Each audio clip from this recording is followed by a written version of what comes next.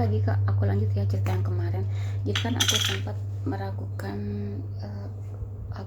pengobatan di SPK aku yang kemarin ya, karena kan beliau nggak ada menerangkan bahwa setelah pemakaian obat-obatan yang beliau kasihkan itu dampaknya akan terjadi shading terlebih dahulu gitu kan.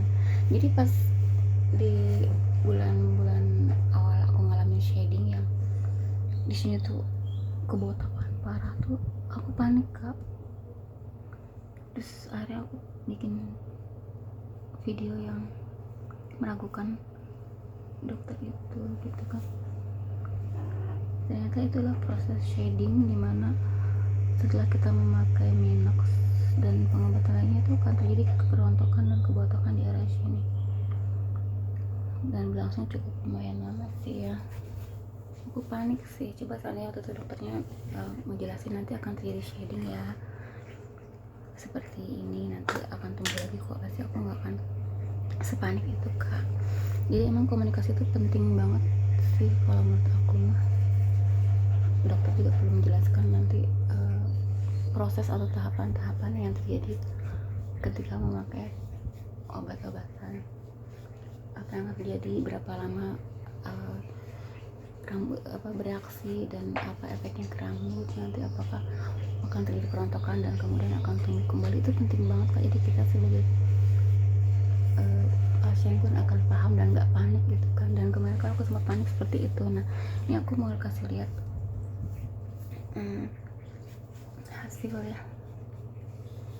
Terus tuh lihat Kak, ini di bagian depan jadi udah terisi ya Kak, tuh nggak berasa tuh. Aku juga kaget, kok ada hitam-hitam ya Kakak. Ini nggak yang video yang aku bilang aku nggak tahu apakah ini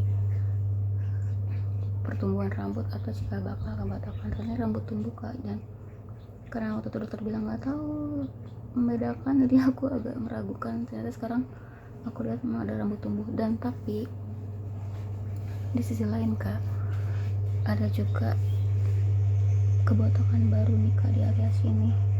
Jadi peradangannya itu melebar ya Kak,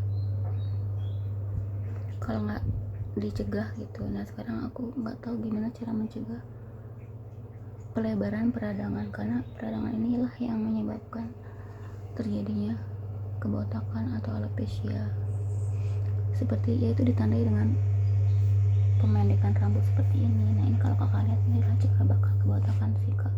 Ini di area lain ya Kak, ini bisa aja menyebar ke area lain kalau nggak segera dicegah. Nah sekarang PR aku adalah meminta dokter atau cari informasi bagaimana untuk mencegah pelebaran peradangan ke tempat yang sehat gitu kan. Aku nggak mau nanti di sini sembuh, di sini kan sama aja, capek juga Kak. Sedangkan untuk pengobatan itu kan lumayan mahal. Aku sih dana juga masih agak terbatas Kak, apalagi dengan kondisi rambutku seperti ini. Untuk cari kerja yang bagus agak susah Kak. Ini Kak, kalau Kakak lihat, ini sudah mulai tumbuh bagian depan sini, ini masih ya Kak kayak kemarin. Nah ini nih Kak, ini agak susah di bagian sini. Kata dokternya jaringan parut, cuman di jaringan parutnya aku lihat ada titik-titik hitam kayak mau tumbuh tuh. Nah ini nih, aku lagi nunggu ini nih, nanti itu akan sama seperti ini juga ya. Ciri-cirinya cikal bakal kebotakan adalah ketika Kakak tarik rambutnya, suaranya bersisik tuh seperti plastik. Dengar nggak Kak? Ini rambut nggak sehat nih Kak, tuh seperti itu Kak.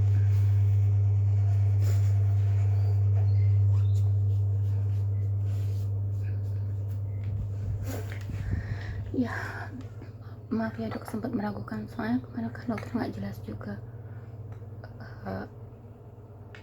bagaimana apa resikonya dan apa yang akan terjadi gitu. Sebenarnya jelasin detail aja, bisa nggak akan nggak akan bingung gitu, nggak akan salah paham tuh kayak. Tapi ini emang nggak semua sih, tuh ada beberapa yang tipis juga, tapi nggak apalah. untuk nutupin rambut alhamdulillah lah kak.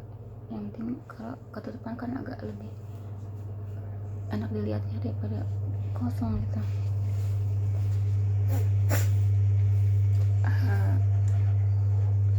Terus kata dokter sih pola makan, pola hidup juga harus dijaga gitu. Dan memang aktivitasku di luar sana itu lumayan padat dan cukup menguras keringat alias capek, dan juga kondisi kulit kepala tuh harus kalau bisa jangan panas gitu kan, karena nanti ngaruh ke pengobatannya gitu. Sedangkan di tempat gue beraktivitas dituntut untuk panas-panasan dan membuat kulit kepala berkeringat gitu. Nah ini area kebotakan baru ini sama kak, simptomnya gejalanya seperti ini, merasa panas, perih gitu kan, agak gatal gitu. Dan bengkak, bengkak ini kan karena peradangan itu kan kak. Ini saya udah sama belakang sih.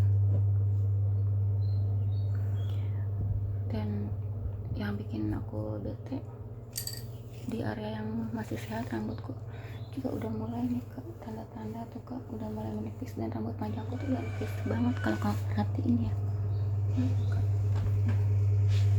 Udah tipis kak.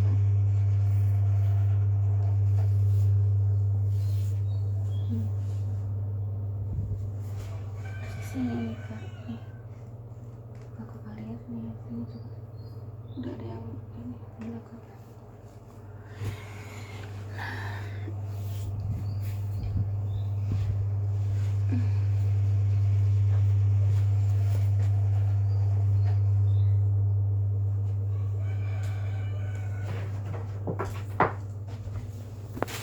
Maaf ada iklan.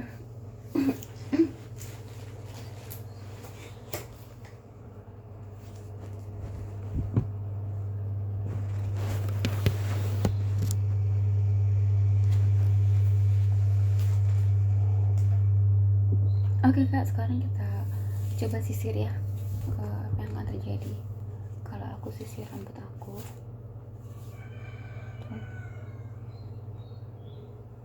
Yang depan lebar sih, tapi di sisi lain ini tumbuh ya, yang sebelah kanan kalau kak perhatikan ini tumbuh sih emang kak, cuma ini nggak merata, baru segini tapi lumayan lah bisa untuk nutupin rambutku yang bagian belakang.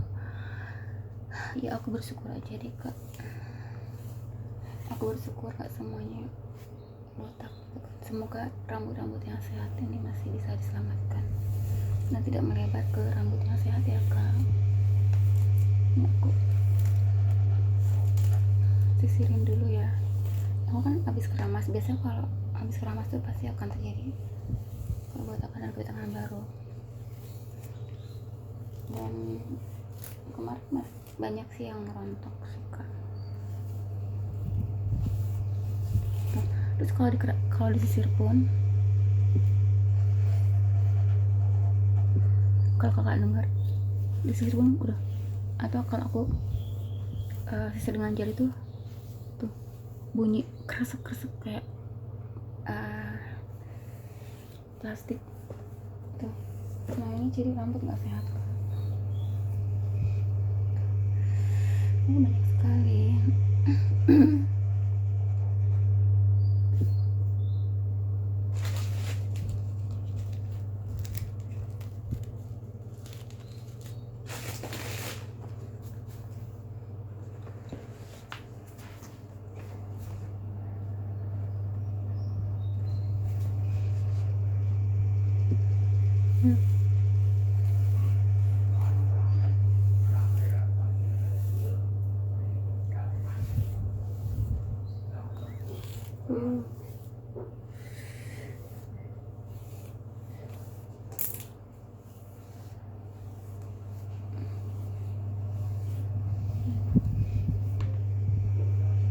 Bunyi kayak apa,